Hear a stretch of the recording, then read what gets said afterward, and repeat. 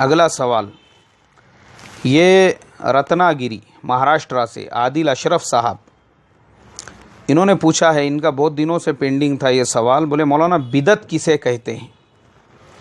بھائی ہمارے عادل اشرف صاحب، آپ کے سوال کے جواب کے سلسلے میں پھر مجھے حضرت مولانا خالد سیف اللہ رحمانی صاحب، اللہ ہمارے حضرت مولانا خالد صاحب کو جزائے خیر عطا فرمائے، اکثر مجھے پیچیدہ سے پیچیدہ مسائل کے جوابات بھی حضرت کی کتابوں میں ایک دم ایسے مسکے کے جیسے سہولت اور آسانی سے مل جاتے ہیں۔ اللہ حضرت مولانا کی عمر میں برکت عطا فرمائے، حضرت کو صحت عطا فرمائے، ہر شر سے ہر فتن سے حضرت کی حفاظت فرمائے۔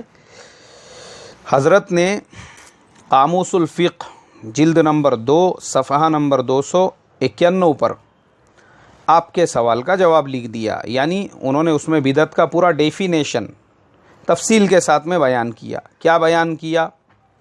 بولے اسلام کا عقیدہ ہے کہ نبوت کا دروازہ اللہ کے آخری نبی حضرت محمد صلی اللہ علیہ وسلم پر بند ہو گیا، اور اب یہ دین اور شریعت مکمل اور تمام ہو گئی۔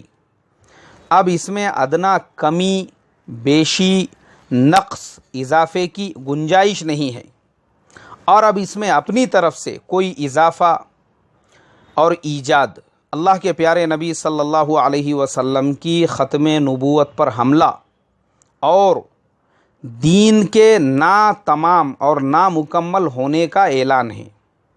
یہ اضافہ اگر قدامت پسندی کے رنگ میں ہو تو بھی قابل رد ہے، اور تجدد یعنی ماڈرنائزیشن کے پیراہن میں ہو تو بھی ناقابل قبول ہے۔ سبحان اللہ، بہترین جواب۔ حضرت نے صاف طور پہ واضح کر دیا بدعت کے ڈیفینیشن کو، کہ وہ شریعت محمدیہ جس کو قرآن میں، احادیث میں محفوظ کر دیا ہے اللہ نے، اب اس میں اپنی طرف سے آج کے ماڈرنائزیشن کے نام سے یا قدامت پسندی کے نام سے کسی بھی ٹائپ کا اضافہ کرنا، کمی کرنا، زیادتی کرنا، یہ ناقابل قبول ہے، اور اسی کو بدعت کہتے ہیں۔ ابھی میں آپ کو 2-4 اگزامپل دیتا ہوں۔ اصل میں ہو کیا رہا ہے، ہمارے یہاں بدعت کسے کہتے ہیں؟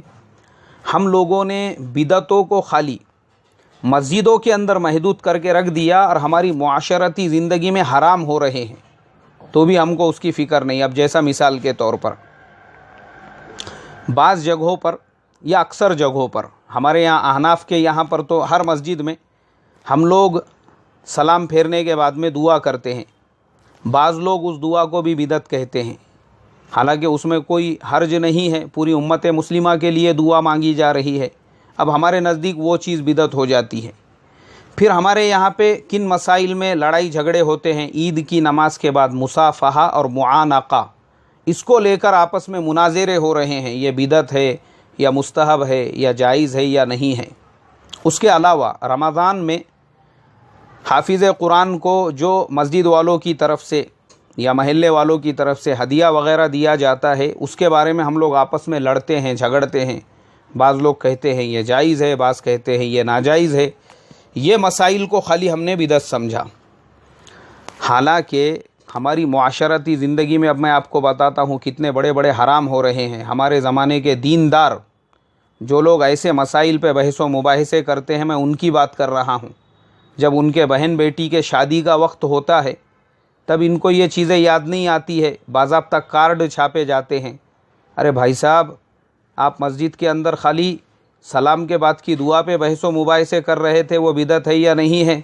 اور یہاں پہ آپ 25 روپے کا، 50 روپے کا، 100-150 روپے کا شادی کا کارڈ چھاپ رہے ہو، یہ تو حرام ہے، فضول خرچی ہے۔ یہ بتاؤ مجھے شریعت محمدیہ میں کہاں ہیں؟ وہاں پہ یاد نہیں آتا ان کو۔ اس کے بعد میں بڑے بڑے ہال کیے جاتے ہیں۔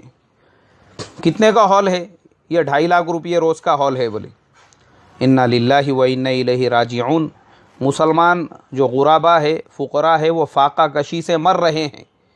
اب ان کو یاد نہیں آ رہی ہے بدعتوں کی، جو مسجدوں میں خالی مسافے اور معانقے پہ مناظرے کرتے ہیں، ان کے بہن بیٹی کی یا خود کی اپنی شادیوں میں ہال کیے جا رہے ہیں، 150 روپے کے کارڈ چھاپے جا رہے ہیں، اور پھر بعض جگہ تو اس سے بڑھ کر مرد عورتوں کا جمگھٹا، جیسے جانوروں کے بازار کے اندر گائیں کے بیچ میں بیل، بیلوں کے بیچ میں گائیں، بوکڑ کے بیچ میں بکریاں، بکریوں کے بیچ میں مینڈیا، مکس ایک دم پورے ایک دوسرے میں گھسڑ مسڑ گئے ہوئے ہیں اس طرح کا منظر دیکھنے کو ملتا ہے، عورتیں بھی مرد بھی گچڑ مچڑ ایک دوسرے کے درمیان میں کھڑے رہ کے کھانا کھا رہے ہیں، اور وہیں پہ بوفے سسٹم لگا ہوا ہے۔ اللہ رحم فرمائے، انا للہ و انا الیہ راجعون۔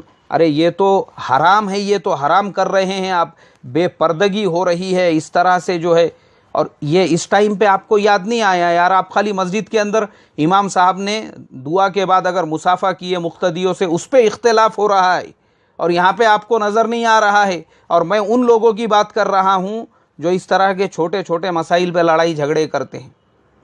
اس سے اور ایک قدم آگے، اگر اپنا بیٹا ہے یا اپنا بھائی ہے، لڑکی والوں سے جوڑے کی رقم لی جا رہی ہے ڈگری کے حساب سے، ڈاکٹر ہے تو 5 لاکھ، انجینئر ہے تو 4 لاکھ، ڈی ایڈ یا بی ایڈ ہے تو 2 لاکھ 2.5 لاکھ، رکشہ چلانے والا ہے تو 1 لاکھ، ہاں اس کو بھی ڈیمانڈ ہے آج کے زمانے میں۔ یہ آپ کو اب آپ کو نظر نہیں آ رہا ہے؟ تو اس لیے ہمارے فیصل ہاشم صاحب بہت ساری باتیں ہیں، ابھی میں آپ کو بتانے بیٹھوں گا نا، ہمارے یہاں پہ پوری برہمانہ رسوم، وہ ٹائم پہ مشرکانہ رسومات ہوتی ہے، تب بدعتیں یاد نہیں آتی، ہم کو خالی بدعتیں یاد آتی ہے مسجد کے اندر بس۔ اللہ میری تمہاری حفاظت فرمائے۔